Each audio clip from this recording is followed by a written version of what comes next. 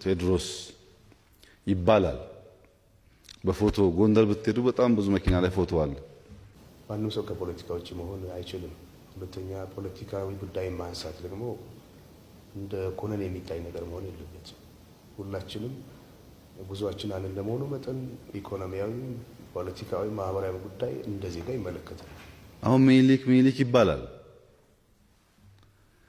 በታሪክ እንደምታውቁት አጼ ሚኒሊክ ሞተው 7 ዓመት እኮ ህዝቡ አያውቅም። በአዝማሪ ነው የጠፉ ምናምን የሚባል እንጂ ህዝቡ አያውቅም፣ አልተነገረውም። ዛሬ እኛ እንዲህ የምንወዳቸው ንጉሥ 7 ዓመት ሙሉ ሞተው እንዴት ተደበቀ? እንዴት ተደበቀ? 7 ቀን እኮ አይደለም፣ 7 ዓመት በጣም ረጅም ጊዜ ነው። አሁን ካለፈ በኋላ የምናደርገው ዋጋ የለውም። ያን አብረን ቆመን ረድተን ጊዜያቸው ካለፈ በኋላ አለፈ። ተመልሰው ምንም ማድረግ አይችሉም። ታሪክ ነው።